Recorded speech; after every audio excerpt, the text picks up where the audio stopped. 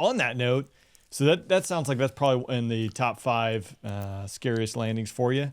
Yep. But would you have one landing or cat shot or mission in particular that stands out to you that was like, whew, that was spicy?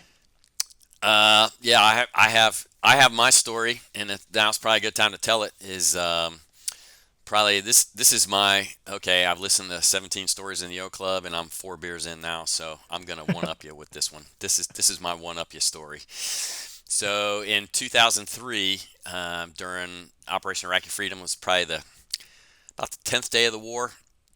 You probably remember all the news talking about all the shock and awe and all that stuff going on. So I'm flying. I was a weapons school instructor at the time, qualified as a forward air controller, airborne. And so we figured there's going to be a lot of close air support going on during that, and there was. And so I was deployed out of weapons school, so I was on shore duty and got sent over to augment a squadron, VF-154, the Black Knights, flying F-14As, the oldest Tomcats in the Navy at the time, flying those as a forward air controller with the Black Knights. So we are downtown Baghdad. I'm the wingman at this point. The commanding officer, Flats Flatley, is he's the skipper of the squadron. I'm his wingman. He's actually flying. His Rio is a guy named Tuffy Braun, who was my crewmate going through Top Gun. So talk about another small world. So Tuffy is a department head in the Black Knights. He's flying with Flats. And then I'm flying with another FAC A who I had been a junior officer with in the Diamondbacks in my first deployment.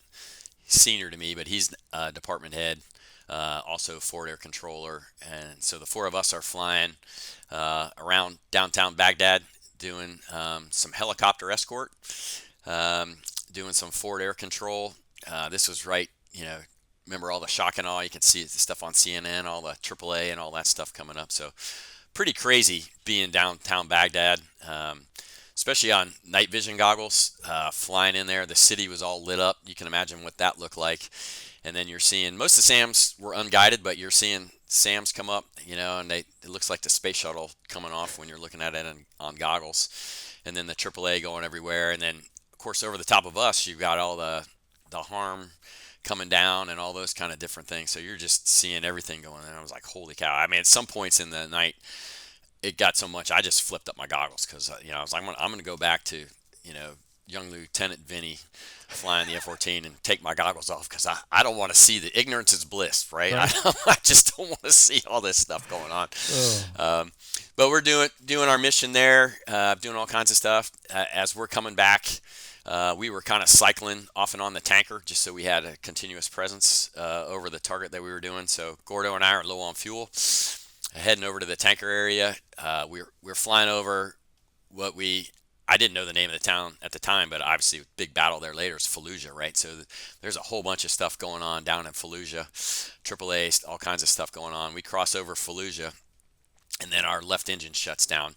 And in the Tomcat, that's a big deal because we have, different hydraulic systems. Most, military airplanes do have redundant systems and all that kind of stuff. But in the Tomcat, the left side was basically what we call the combined side hydraulics. So that's the one that ran all the big stuff, the brakes and all those kind of things that you needed. Now, the other hydraulic systems would work, and we had emergency brakes, and obviously as a Navy guys, we had tail hook and that kind of thing. But without having brakes and all that, we're like, holy cow, we lost our combined side hydraulics here as we're flying. So we lose that left engine. Trying to relight it. It wouldn't relight. Tomcats at the time were having pretty serious fuel transfer issues, just some degradation from the age of the airplanes. I was flying the oldest Tomcat in the Navy at the time. And so that whole engine shuts down. It wasn't the first time I'd lost an engine flying an F-14A. At the time we were flying, the A had these Pratt & Whitney engines, and so very old, kind of 70s, early 80s technology. And so if you were rough with them, shuttling between afterburner and mill and idle, they had a tendency to stall. So it wasn't the first time I'd lost one of those engines. So I was like, okay, we lost an engine. We'll probably get this thing relit. They generally did. It wasn't a problem.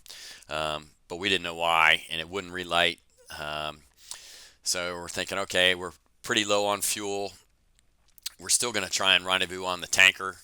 Listen to some of your other podcasts, like Colonel Soup Campbell talking about the A-10 being underpowered and trying to tank on the tanker at 26,000 feet in a hog, loaded up. It's not going to work. Well, F-14A, older engines, tanking at 26,000 feet is not going to work either. So we talked to the tanker, brought them down, and even the F-14A was so underpowered that even with a full combat load at altitude trying to tank, our technique was we had to put one engine in afterburner and then modulate the other one, just to stay. Navy's different. We do the drogue in the basket, so to keep the probe into the basket, you had to modulate one when you're on afterburner. So it's not really fuel efficient when you're taking fuel at a certain rate and then the other engine's burning it at almost the same rate. And you're like, what do we do? It's almost negative, right? I'm burning more gas on the tanker here than I'm getting. But single engine couldn't really. The tanker came down in altitude. God bless them, those guys, for doing that. We rendezvous on those guys. Try and get in the basket. Just can't. I can get in. Using the geometry. We get them flying a circle, so I'm on the inside of the circle. So I can use the geometry to get in, get the probe in the basket. But then I just can't stay in the basket. I keep falling out. And with one engine, if I put that one in afterburner, I can't really modulate it because it's so much power. I really need the other one to do it, but the other one's shut down. So now we're kind of in a quandary. So we're like, hey, we're not going to make it back to the boat. We're going to divert. So we're going to just try and get somewhere in good guy country. And we were pretty far up north, just outside of Baghdad, doing this tanker drill. So we were looking at the fuel. We should have had enough fuel to make the single engine bingo if all the systems had worked correctly. So I'm focusing on trying to tank. In the Tomcat, you talked about the AOA tapes in the F-16. It was similar in the Tomcat. We had fuel tapes. It was mechanical, really. Hard to believe that. These fuel tapes that were in the front seat. I've been in the B1. I've looked at the wing sweep tapes and some of the stuff, and a lot of the stuff's very similar in the Tomcat, which I found kind of interesting. But that's what Goose is tapping in the movie, right? Exactly. Yeah. Tapping the fuel gauge, right? Yeah. So we're looking at. He's got in all Gordo has got in the back is a totalizer, so he's seeing we got 3,000 pounds of gas. In the front seat, it's the pilot's job to say, hey, we've got a fuel split or whatever, because I have a totalizer, but I have the tapes. He doesn't have that in the back seat. I'm so focused on trying to get in this tanker and rendezvous and fly all that. I'm not looking at the tapes. I can just kind of see the totalizer in my periphery. It's not going up. We're not really getting gas. We decide we're going to divert, pull off the tanker, and this is the first time I look down at the tapes, and I'm like, that left side had a lot more fuel. I think it was over 2,000 pounds that are in there, and then the right side had about 1,000 pounds. So right then, our low fuel light comes in on the right side. Now, when you lose an engine, the fuel's supposed to transfer over automatically, and then it didn't. And I think it was probably because some of those fuel transfer issues the Tomcat was having. So now we're like, holy cow. So we had enough gas total, in theory, to make it to the divert. But now we don't. If we're just running on one engine, especially single engine, bingo. And it was, over 100 miles that we were trying to go. Fortunately, we were already at altitude. So we're flying down to the south, figuring out this divert airfield we're going to go to. It's kind of an expeditionary airfield out in Saudi Arabia. So we're trying just to get across the border from Iraq into there. So we're counting down the fuel. The low fuel light comes on. There was kind of a fail-safe system that you read about in our we call it our NATOPS. It's basically our technical manual on a Tomcat. That hey, at the very end, there's kind of like just this gravity feed suction thing. It'll get down to this one little pipe at the end, and it'll pull the fuel over. And we're like, okay, hoping that works, right? And so we're flying along, and I'm just counting down the fuel to Gordo. I mean, and I can remember this distinctly. I'm like, hey, there's 600 pounds. There's 500 pounds, which in a fighter is nothing for fuel. That's 100 gallons, right? That we're flying. And Flats and Tuffy, our wingman, flying along with us, doing an escort here as we're going, trying to fly. And then in our tech pub manual, the NATOPS, it says the fuel gauge is accurate, plus or minus 300 pounds. I was going to say, most jets, like 400 pounds plus or minus is plus or minus 300 pounds. So we validated that because I'm counting down. There's 400. There's 300. Right engine flames out. I'm like, holy crap. Um, and so, I mean, this is the exact conversation that Gordo and I have. He said, "Is that it?" I'm like, "Yep, that's it." And so at that point, we're just running. It's basically emergency lights come on, red lights in the cockpit. That's it. That's all we've got. Gordo's a bigger guy. We had some problems in the Tomcat, with if it's out of the ejection envelope, that when you eject, you can maybe hit the tails, the vertical tails in the Tomcat were so big, some of the guys may have hit those. It's kind of some of the things they thought. So we're like, hey, we got to keep this thing in the ejection envelope. People ask us all the time, you know, could you glide the thing? I'm like, glide it to where? It glides like a rock, and then what I'm going to do, land in the desert? So it's like, hey, we might as well be settled in a good ejection envelope, and so part of the protocol, I'm sure it's probably the same for you guys, is if you're going to eject, at least in a two-seat airplane, the reel will say goggles, goggles, goggles, eject, eject, eject, so you don't have that moment arm sitting on the front of your head. And it's probably part of your practice, I would think, if you have time to take those things off. So I have, at this point, because I was tanking, we don't tank on the goggles. I had the goggles flipped up, so I couldn't even see them really in my peripheral vision. They're flipped up here. Gordo's on the radio, tells Flats and Tuffy's like, hey, that's it, we're out of here. And so he calls goggles, goggles, goggles, eject, eject, eject. Now, some that, I haven't told too many people this is, we were flying these, 8-10 hour missions, flying all night in an ejection seat. I was flying the old one as a Gru 7, and even in the Super Hornet, the new ejection seat. The seat pad is not really a seat pad, and it's probably the same in the Viper, because if you eject and you have this big cushion there, you get what's called seat slap, right? So the bottom of the seat hits your legs, and you can break both your legs, right? So, but we had been flying all these missions, I could barely get out of the airplane at the end because I was just so sore. So I'm like, you know what? All right. So I went down and I found this old chair that was sitting around the ready room, and I cut the seat cushion out of it. And so when I was flying, I had that thing, and I would stuff it under, and I would sit on that thing. And you talk about, serendipity or whatever, as I'm loading the airplane that night, the plane captain sees me carrying the seat cushion. He's like, what are you doing with that thing? I'm like, I'm going to sit on it. He's like, if you eject with that thing, it's going to break your legs. I'm like, what are the chances of that happening, right? So here we are flying along I'm on the tanker. We see the fuel going down, and the writing is on the wall. This is going bad. So fortunately, I had the forethought to go, I got to get rid of this seat cushion. So no kidding. Wow. As we're thinking of these things, I'm like loosening up my seat belts, reach down between my legs. I take the seat cushion out. I shoved it up in the HUD because this was the old F-14A HUD. It didn't matter anyway. So I just shoved it up the front glass, sit back down, cinch down. And then within 10 seconds, Gordo's like, goggles, goggles, goggles, eject, eject, eject. And I'm just like, holy crap, right? So this is the middle of the night. It's April 1st, 2003, so about the 10th day of the war. We are 70 miles north of the border of Iraq and Saudi Arabia. And so we're basically behind enemy lines at this point. And so he calls eject, eject, eject. And then, you hear about, all this time dilation and all those kind of things, like car wreck, right? Everything's just slows down. You can think of everything, right? That whole ejection sequence, I think, takes like 1.7 seconds or something like that. It seemed, even now when I think about it, it's like 10 minutes long, that whole thing, right? So he calls eject, eject, eject. We're at 20,000 feet in the middle of the night in April, and there's no moon. It's just dark. Can't see anything. It's the western desert of Iraq, so it's an ink bottle that we're flying in.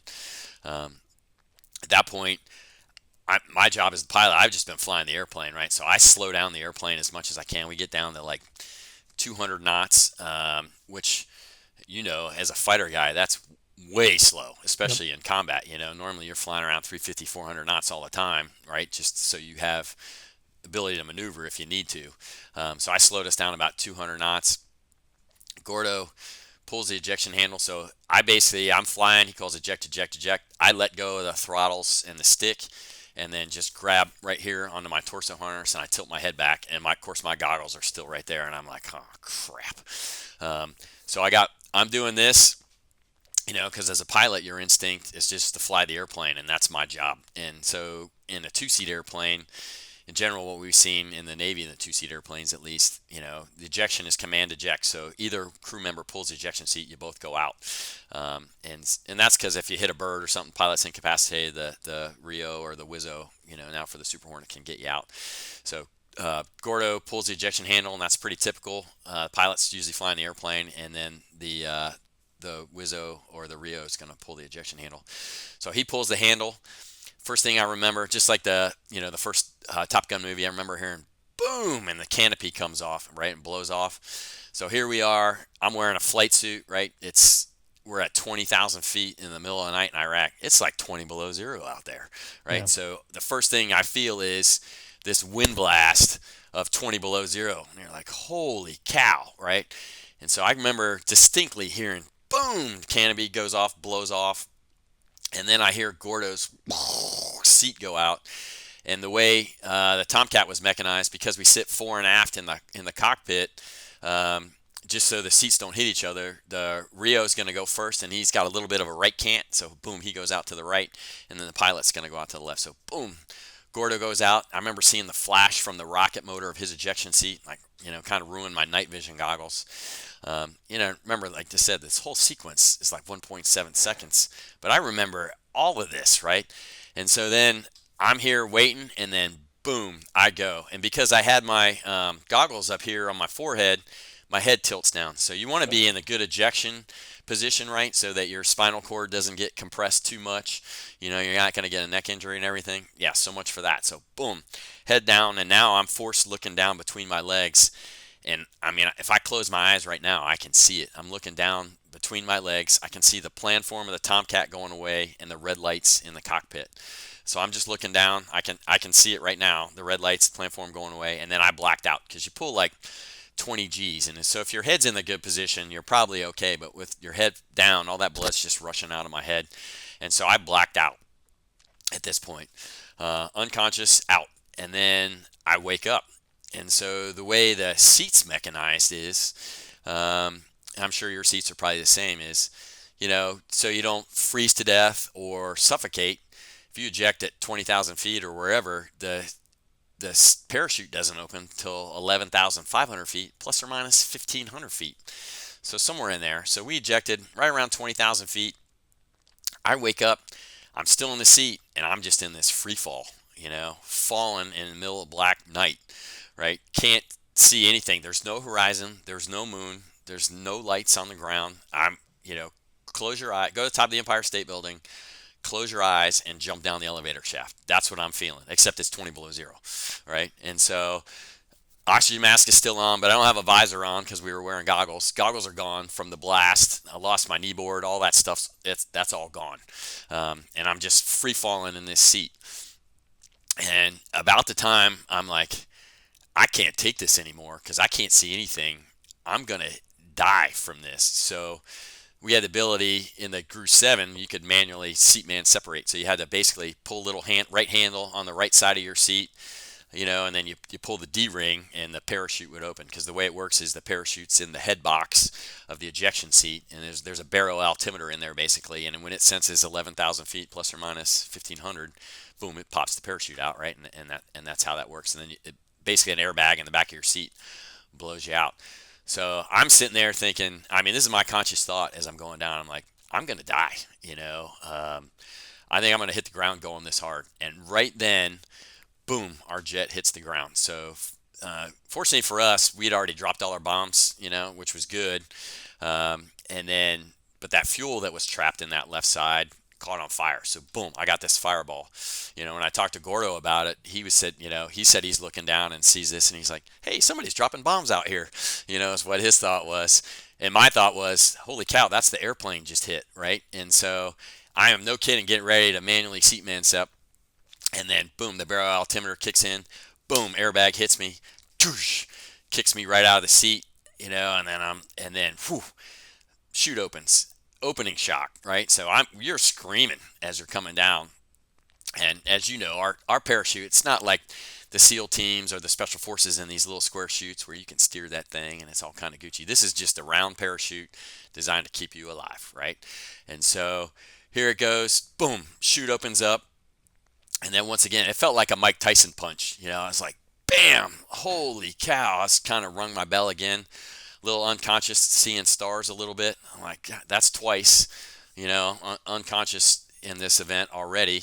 And then, when you go through all the parachute training and all that stuff,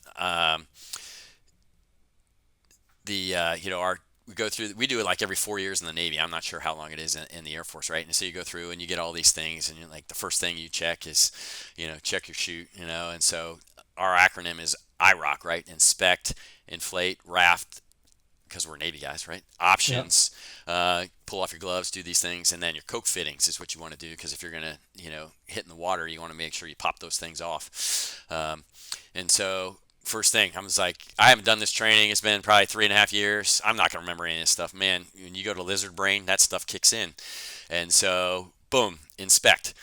I look up, and there's the canopy, right? And so the military canopy's got it's got a white panel, it's got an orange panel, and a green panel. And the white and orange is, signaling device you can use if you're out on the ground somewhere in the water. You can use it. Your rescuers can see it, and then that ground is kind of, hey, if you need to build shelter, it's camouflage or whatever, right? So, first thing I do is inspect a chute, right? So, look up, and guess what? The white panel's just up there fluttering. And I'm like, oh my God. Right? My bad night just got really bad because unlike, the 82nd Airborne or the Special Forces, we don't carry a spare. You got one shot. This is it, right? So from that training I got, and God bless, the folks that give us that training, all these things. So I'm trying all this stuff. I'm thinking, hey, maybe I got a line over. All the tricks, right? So I'm going to try and bounce this line off. Yep. I'm going to pull on one of the risers. I'm going to do the bicycle kick. I'm thinking all this stuff going through. So I'm trying to do all that. It's black. I can't really see everything. I don't even know if the white or if the greenish panel is even inflated. I might have a streamer. I can't tell. All I can see, because I lost all my night vision from when Gordo's seat went off, right? So boom, I'm blinded. All I can see as my night vision is coming back is that white panel just up there fluttering. And so I'm just in a panic, honestly, trying to fix all this stuff. And then finally, kind of the night vision starts to come back as I'm just screaming downhill. I can see that orange panel. I can see the brown panel. The white one's fluttering. I honestly think, I probably had enough adrenaline. I could have just pulled on the risers and pulled the line over off, climbed up there and done it. So, one of our options is 4-line release, so you can steer this thing, right? So you want to steer into the wind, because if you remember back then, seeing the pictures on CNN and Fox and all the coverage of these big sandstorms and all that stuff, and my only vision in my mind was, here I have this parachute, and I'm going to land, and I'm going to be like the old Western, get drugged behind this parachute going across the desert. So I'm thinking, I got to fix this thing. You want to steer into the wind so you can prevent some of that stuff from going on. But now that I have this line over, I'm like, I'm not going to pop that 4-line release to steer, because I don't know how many good lines I got anyway, and I don't want to cut 8 of them, and now what do I have? So I'm thinking, holy cow. And so, yeah, my serious conscious thought was, I'm going to die. This is going to kill me. So then I start going, what are the other options I have? Fortunately, as a Navy pilot, we fly with our life jackets on all the time. So we have them. So, think about if you have any listeners that go out and go fishing, and they have the little low profile one that's kind of around their neck, right? You fall in the water, you can inflate that thing. I had the old style one that we used to fly, so it had one around the neck, and then it had some kind of here, big bladders around the waist, but it's all included in our survival vest. So I'm thinking, normally over land we wouldn't inflate that thing, because you don't want to get hung up in trees and all kinds of stuff. I don't know what possessed me at the time, but I was just like, airbag. So I inflated that thing. Comes up around my neck and then around my waist. And so at this point, I'm like, okay, I got a good orange panel. I got a good brown one. The white one's still shot. I'm coming down pretty hard. I think I'll probably survive this. It was a conscious thought, but I'm going to break my legs and probably my back. And so I'm coming down. And so as I'm coming down, because of the air's leaking out of that orange panel, I'm kind of doing slow spirals as I'm coming down. And now I have at least one light source. It's not good. You don't have any depth perception with that, but the airplane's burning over here off in the distance, so at least I can see something. And so if you think about it, you get in your living room, turn off all the lights, and put a birthday candle over in the corner. And that's about what I had, right? So I got this little teeny fire that's burning over there, and I'm looking at that, and I'm doing kind of slow circles. And as I perceive that's getting closer to the horizon, I'm trying to think, okay, just relax. If you relax, you're going to hit the ground, do your parachute landing fall. If you're relaxed, you're not stiff, your muscles will be good, your legs will give, and then you'll be fine. And so I'm thinking about the sandstorm. I got my hands on my Coke fittings. I'm going to pop the parachute off as soon as I land. So I'm doing these slow circles, and then I wake up, and I'm like, where am I? I have no idea what's going on. I mean, I got my bell rung so hard, and this is the third time I'm unconscious in the last 10 minutes, right? But this time was the real bell ringer. So I'm like, I don't even know what's going on. I'm like, I look down, I'm like, I'm laying on the ground. I'm like, I'm laying in the desert. I'm in a flight suit. I had popped my Coke fittings. I don't know. I did it, I guess, when I hit. I don't even remember doing that because my parachute was kind of laying away from me. I'm like, that's a parachute. I'm laying in the desert. I'm like, huh. And then it starts to come back, right? So, holy cow.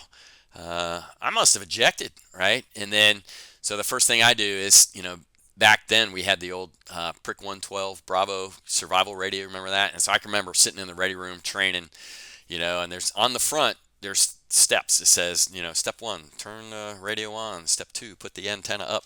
And you're like, why would they put that on there? After you've been knocked unconscious 3 times, you're like, what I did is I basically went and got my parachute, put it over me, so I had the brown part on the outside, and then I got my little flashlight out, and I'm looking at my Prick 112 Bravo, and I'm reading it. Step 1, turn the radio on. Oh, yeah, that's a good idea. Step 2, put the antenna up. I mean, I'm reading that. That's where I am mentally, is just reading those steps, right? Going through that stuff. Gordo and I were separated by quite a bit. We didn't see each other at all. I had come down so fast. We figured out later by some plots that we were about a half mile apart. We ejected at 20,000 feet and drifted pretty far apart. So I wasn't talking to him. I didn't even really turn on the radio part to listen. I didn't turn up the volume or any of that kind of stuff. So Gordo's off on his own, coordinating our rescue. I don't hear any of this stuff going on because I'm just lizard brain. So I've been on the ground about an hour and a half, nothing going on. I don't know. I can't hear anything. And then about, I guess about an hour in, I hear some A-10s fly over. And from my FAC-A training days as a JTAC on the ground with the Marines, I was like, I know what that sound is. That's good. That means the good guys are overhead. So I'm like, okay, this is working here. They know we ejected, obviously, and they kind of know where we are. So I don't hear anything going on. And then it's like, what's going on? Kind of confused a little bit, still a little bit dazed and confused. I had a Camelback, so I'm drinking water because I figured I was probably in shock. And then about 2 hours into this whole thing, I start hearing this boop, boop, boop, boop, boop, boop, boop, boop, boop. And I'm like, oh, thank God. Because I knew that the Iraqis weren't flying helicopters, because anything that was flying, we were shooting it down, right? So they didn't have any capability out there. So I'm like, those are our guys. And as a fighter guy, we always talk about, jet noise, the sound of freedom, and whenever I talk to the helo guys, I'm like, you know what the sound of freedom is? It's those helicopter blades coming to get you. They eat that stuff up. So, so and I believe it. To me, to this day, that is the sound of freedom. So it was the guys from the 66th out at Nellis with the PJs were coming to get us. My helicopter pilot is a guy named Toof Hicks. So long story, I ended up at one point surprising him at his retirement ceremony. One of the guys tracked me down, and I showed up for that, which was awesome. So Toof and I have kept in touch, which is pretty cool. But anyway, so here I am on the ground, start hearing this. Gordo has coordinated this rescue, all this stuff. They're coming to get Gordo. They haven't talked to the pilot at all. They don't even know I'm alive. Nothing's going on. No transmissions, because I'm still in La La Land, honestly. So Gordo's done all this fantastic work. They're going to pick him up, and then As part of my survival kit, I had a Firefly, if you're familiar with that. So it's a little like a IR strobe that goes on a 9 volt. And, I was in shock. I knew it. I was a lifeguard at the beach in Virginia Beach when I was a kid. So I had some, first aid training and all this kind of stuff. And so I was like, I know what the signs of shock are, and I'm in it. So I need to hydrate. I'm freezing. So I had a wool hat in my G suit. So I put my wool hat on to try and and then wrap my parachute around me. And so they're going to rescue Gordo. I break out with the Firefly, boom, and then all of a sudden they come and pick me up first, right? And so what I can remember is looking behind me, seeing the helicopter land. There was rocks and stuff all in the desert. So people think of the desert, they think, oh, it's the sand. It's like going down to Virginia Beach and it's this soft sand and all that. No, the desert out there where we had ejected in the kind of the Western Anbar province is go out to your street. The pavement, throw a little bit of sand on there and throw some rocks. That's what we landed on. It was just rock hard. Nowhere to hide, nowhere to evade. And this was the middle of the night. So if the sun had come up, we were out in the middle of nowhere. We didn't know at the time. Later, we got briefed that, there was an Iraqi garrison like 5 clicks away. So not that far. So we probably would have been POWs if the sun had come up. So thank God for the Air Force guys and Toof and his boys coming to get us. Came and picked us up, but Gordo and I, like I said, were separated. They came to get me first. I look back over my shoulder. All the rocks and stuff, I can still see it to this day, are hitting off the helo blade, so it's got like this blue glow. And then I see the PJs get out. They ask me a few questions and then put me in the helicopter. So we're flying around, and finally I hit one of the guys on the hip. I'm like, hey, what's going on? What are we doing? And they're like, we can't find the pilot.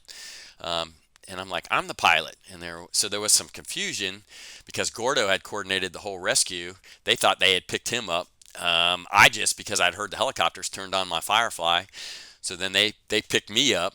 And so then eventually they get eyes on Gordo and pick him up. And then we end up flying across the border together. And then one of the crazy things too is as we're flying in the helicopter across the border, when the Army had gone through Western Iraq, it's kind of the old island hopping campaign. So there were still visual observers and all kinds of stuff out there. I asked Toof later about this. I'm like, hey, we were in that helicopter and we're flying back. I thought I saw a bunch of tracers coming at the helicopter. And he's like, oh yeah. So I almost had a bad day twice. Luckily the helicopter was all blacked out and all these tracers are just ripping by the helicopter. They're shooting at the noise. I'm like, holy cow. So yeah, and then we get back. And get settled in. So pretty crazy. So that's my one up you in the bar story. Yeah. If I ever have to tell a story. So. I think it one ups pretty much all of it. That's wild. Just yeah. Yeah, I can't even imagine what that would be like. And you answered the question obviously with the third knockout, but I was just thinking like how dark it is. They tell you eyes on the horizon, but if you can't see the ground, you don't know when you're going to hit, and everything obviously you described there with your candle in the corner of the room is about your best case. Not where you want to be.